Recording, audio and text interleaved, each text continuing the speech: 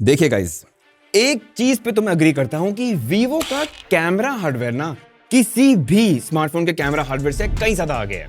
और इनफैक्ट अब तो इनके फ्लैगशिप की डिजाइन एंड बिल्ड क्वालिटी भी अगर आप देखें एकदम टॉप नॉच है। लेकिन एक जगह जहां पे ये मार खा गए हैं या खाते आए हैं वो है इनका सॉफ्टवेयर, जिसको ये फन टच ओएस बोलते थे। अब ये एक नया ओएस लेकर आ रहे हैं जिसका नाम है ओरिजिन ओएस 6। और गाइस, अब ये देखने में तो बेटर लग ही रहा है, लेकिन यूज करने भी मुझे थोड़ा स्मूथ लग रहा है, परफॉर्मेंस बेटर लग रही है एंड कस्टमाइज करने के लिए भी काफी ज्यादा ऑप्शंस आ गए हैं। एक एक करके बात करते हैं चीज की। स्टार्ट करते हैं जहां से आप स्टार्ट करते हैं, लॉक स्क्रीन से। और गाइस, सबसे बढ़िया चीज है कि अब जब आप लॉक स्क्रीन को टिल्ट करेंगे ना, वॉलपेपर अपने आप चेंज होता रहेगा। इनफैक्ट इस तरह की काफी सारी थीम्स फोन में ऑलरेडी है और आप एक टैप से सेट कर सकते हैं। सटल भी है लेकिन डायनामिक भी है और ना लॉक स्क्रीन में एकदम जान डाल देता है। प्लस अब आपको वो वाले क्लॉक स्टाइल्स मिलते हैं जिसमें आपको डेप्थ इफेक्ट मिलता है लॉक स्क्रीन पर, जैसे आईफोन में मिलता था। एंड फाइनली अब आप विजेट्स भी ऐड कर सकते हैं लॉक स्क्रीन पे। बहुत सारे नहीं है लेकिन बेसिक वाले हैं जो बेटर है। और वैसे गाइस, बहुत सारे प्रीसेट लॉक स्क्रीन स्टाइल्स या थीम्स हैं यहाँ पे और ये सब यूनिक है अपने तरीके में और ऑब्वियसली आप इनको कस्टमाइज भी कर सकते हैं। अच्छा, और मैंने देखा लॉक स्क्रीन पे ये जो नंबर पैड आता है ना, इसमें एक बड़ा कूल सा लाइटिंग इफेक्ट भी है। अब एक चीज जो मेरे हिसाब से इनको कर देनी चाहिए थी, इन्होंने अभी तक की नहीं है, वो ये है कि ऑलवेज ऑन डिस्प्ले पे अगर लॉक स्क्रीन का वॉलपेपर भी दिखे, जैसे आईफोन्स में या वन UI सैमसंग फोन्स में दिखता है। इनफैक्ट तो कलर ओएस भी लेकर आ गया है, वो अभी भी इसमें मिसिंग है, शायद नेक्स्ट अपडेट में आए, बट आ सकता था। चलिए, अगला है इनका होम स्क्रीन और यहाँ पे कुछ एडिशंस हैं। सबसे पहले तो गाइस, नए पेज ट्रांजिशन इफेक्ट्स या एनिमेशन इफेक्ट्स आ गए हैं जो पहले से थोड़े ज्यादा स्मूथ लगते हैं और ज्यादा फ्लूइड भी। अच्छा, जो होम स्क्रीन पे फोल्डर्स होते हैं ना, वो थोड़े फ्लेक्सिबल हो गए हैं। पहले या तो आप उनको एनलार्ज या श्रिंक कर सकते थे, लेकिन अब उनको आप ऐसे वर्टिकल या हॉरिजॉन्टल पिल फॉर्म में भी रख सकते हैं। अच्छा गाइस, नए विजेट्स भी आ गए हैं होम स्क्रीन के लिए। वेदर में 2 नए विजेट्स आ गए हैं। एक तो आपको रियल टाइम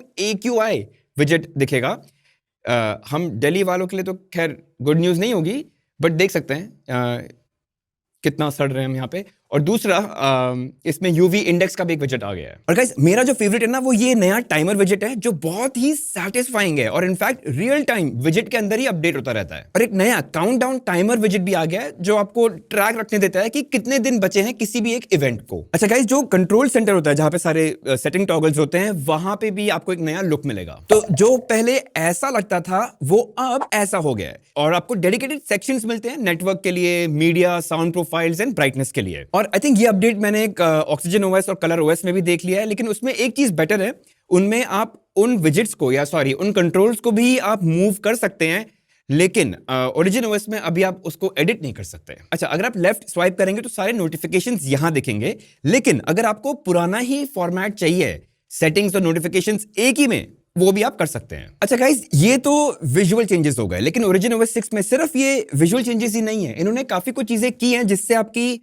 प्रोडक्टिविटी बेटर हो सकती है और सबसे बेहतरीन एग्जांपल उसका है ओरिजिन आइलैंड। तो गाइस, जैसे हमने आईफोन में देखा था डायनामिक आइलैंड के साथ, यहां पे भी आपको इंस्टेंट एक्सेस मिलेगा टू कंट्रोल थिंग्स जो आपके फोन पे रियल टाइम हो रही है। लेकिन गाइस, अगर मैं सच बताऊं ना, वीवो ने इसको डायनामिक आइलैंड से बेटर बनाया है बिकॉज इन्होंने इसमें रियल फंक्शनैलिटी डाली है। एग्जांपल बताता हूं आपको। जैसे मान लीजिए आपको ये फोटोज सेंड करनी है व्हाट्सएप पे, ड्रैग करो, व्हाट्सएप पे ड्रॉप करो एंड डन।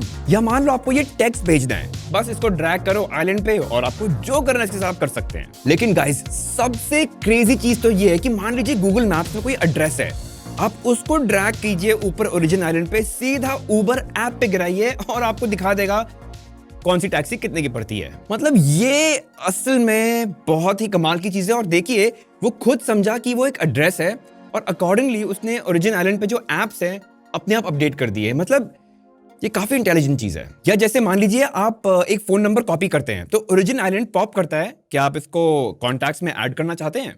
या मान लीजिए आपने किसी वेबसाइट लिंक को कॉपी किया तो बोलेगा चलिए आप इसको गूगल क्रोम पे ओपन कर लीजिए। मतलब आई थिंक इससे बेटर इंप्लीमेंटेशन डायनामिक आइलैंड का या ओरिजिन आइलैंड का या नॉच का आई डोंट थिंक मैंने अभी तक कहीं देखा है। और आई थिंक सारे फोन्स को, सारे मैन्युफैक्चरर्स को ये कॉपी कर लेना चाहिए, हमारे लिए अच्छा है। अच्छा गाइस, अगली चीज की बात करता हूं।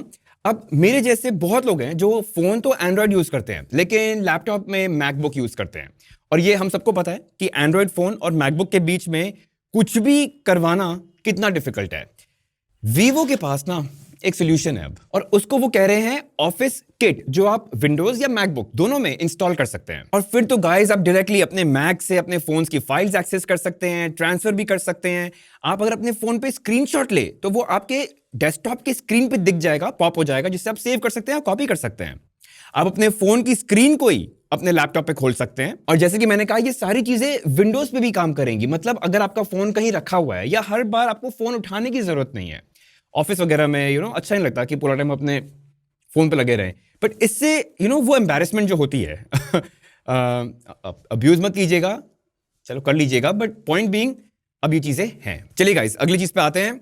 और मेरे हिसाब से काफी नीड थी यूजर्स की कि एक जगह जहां पे वो अपने एप्स को प्राइवेटली यूज कर पाए, या अपनी कुछ सेंसिटिव फोटोज वीडियोस को सिक्योर प्लेस में सेव कर पाए। तो गाइस अब ओरिजिनOS 6 में अगर आप यहां स्लाइड करेंगे ना, आपको एक आइकन मिलेगा और यहां पे आप एंटर सिर्फ अपने बायोमेट्रिक से ही कर पाएंगे।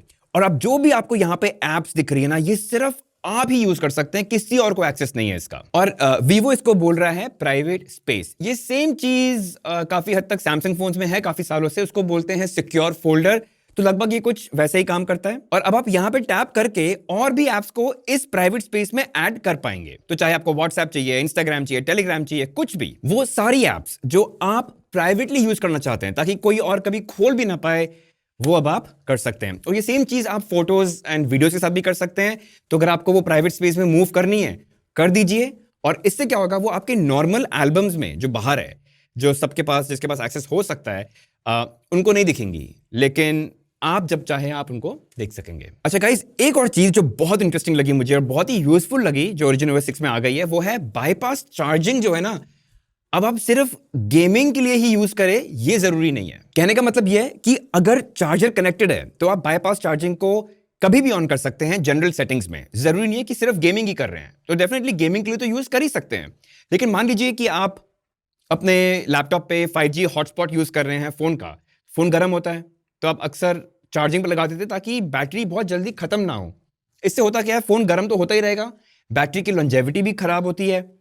अब अगर आप बाईपास चार्जिंग ऑन कर देंगे ना, फोन गर्म नहीं होगा, बैटरी बहुत जल्दी गायब भी नहीं होगी, और आप बड़े आराम से एक इंटेंसिव टास्क जैसे 5G को हॉटस्पॉट करना कर पाएंगे। मान लीजिए आप रील्स एडिट कर रहे हैं, 4K वीडियोस एक्सपोर्ट कर रहे हैं, इन सब चीजों में फोन गर्म होता है, बैटरी बहुत जल्दी जाती है। आप चार्जर कनेक्ट कीजिए, बाईपास चार्जिंग ऑन कर दीजिए। इससे ना बैटरी को स्ट्रेस होगा और ना आपका फोन गर्म होगा, और परफॉर्मेंस पे बिल्कुल फर्क नहीं पड़ेगा, मस्त चलेगा। अच्छा गाइस, अब ये जो चीजें थी ना, ये सब सिस्टम लेवल चेंजेस थे। इन्होंने अपने कुछ नेटिव एप्स पे भी हल्का फुल्का काम किया है, वो बता देता हूं। पहली चीज तो नोट्स ऐप में एक डेडिकेटेड टू डू सेक्शन आ गया है। यहाँ पे आप टास्क भी क्रिएट कर सकते हैं और उनमें रिमाइंडर्स या अलार्म भी ऐड कर सकते हैं। दूसरा, एक रिवैम्प्ड एआई क्रिएशन ऑप्शन है नोट्स ऐप में, जिसमें काफी नई फंक्शनैलिटीज आ गई हैं। अच्छा, जो रिकॉर्डर ऐप है उसमें अब आपको स्किप साइलेंट सेगमेंट का ऑप्शन मिल गया है। तो मान लीजिए कि आप कोई मीटिंग रिकॉर्ड कर रहे हैं, अब हो सकता है उसमें लोग कुछ देर शांत हो गए, बहुत ज्यादा साइलेंट गैप आ गया है, तो रिकॉर्डिंग जबरदस्ती लंबी हो जाती है ना। इस ऑप्शन से वो साइलेंट वाले जो सेगमेंट्स है वो कट जाएंगे, तो रिकॉर्डिंग छोटी हो जाएगी, थोड़ी एफिशिएंट हो जाएगी। ये चीज आप बाद में करते, टाइम बचा दिया। और जो इनकी गैलरी या एल्बम्स ऐप है उसमें भी थोड़ा रीडिजाइन है, व्यू बेटर है, इंटेलिजेंट कैटेगरीज आ गई हैं। और अगर अब आप एडिट में जाए और फिर एआई फंक्शनैलिटी देखें, एक इमेज एक्सपैंडर का ऑप्शन है। तो अगर कोई इमेज आपको छोटी लग रही है, आप उसको एक्सपैंड करके अपने आप वो डिटेल्स फिल कर देगा। तो गाइज, ये तो सारी वो चीजें थी जो आप विजुअली देख सकते हैं ओरिजिनOS 6 में, लेकिन इन्होंने ना कोड लेवल पे या अंडर द हुड काफी चेंजेस किए हैं, जिससे हल्की हल्की चीजें, सटल एनिमेशंस, थोड़े बहुत यूआई एलिमेंट्स काफी पॉलिश लगते हैं। जैसे कि कंट्रोल सेंटर में ये हल्का सा एक ब्लर इफेक्ट आता है, जब आप ये कंट्रोल्स को प्रेस करते हैं एक हल्का सा बाउंस इफेक्ट भी है। और ये चीजें आपको ना पूरे यूआई में अलग अलग जगह देखने को मिलेंगी, उनके ट्रांजिशंस में, बाउंस इफेक्ट्स में, जब आप विजेट्स को रीसाइज करते हैं, चीजों को खोलते या बंद करते हैं। बहुत डिफिकल्ट है ये दिखाना, बट अगर आप फोन को उठाएंगे, कभी यूज करेंगे ना, तो आपको वो चीजें फील होंगी। और अगेन मैं स्क्रीन पे ये दिखाना थोड़ा मुश्किल है मेरे लिए, बट मान जाओ। लेकिन हाँ गाइस, ओरिजिनOS 6 में यही मोटी मोटी चीजें थी जो आई थिंक मेरे को आपको बतानी थी।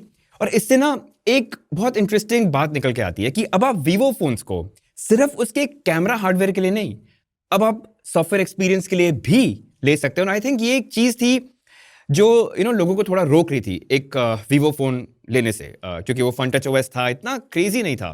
बट ओरिजिन ओएस अब थोड़ा मैच्योर और इवॉल्व लगता है। अच्छा, अगर आपके पास वीवो या आईकू फोन है या अगर आप लेने का सोच रहे हैं तो आप ये भी सोच रहे होंगे कि आपको ओरिजिन ओएस 6 कब मिलेगा। तो ये कुछ डिटेल है जो हमारे पास ऑफिशियली वीवो से आई है, तो आपको एक रफ आइडिया मिल सकता है। बस चलिए गाइस, ओरिजिन ओएस 6 पे इतना ही। फिर भी कुछ सवाल जवाब रह गए हो तो प्लीज कमेंट सेक्शन में जरूर पूछेगा, मैं नहीं तो होपफुली कोई और आपको बता देगा। लेकिन अभी फिलहाल ओरिजिन ओएस 6 तो है मेरे पास, तो पूछ लीजिए।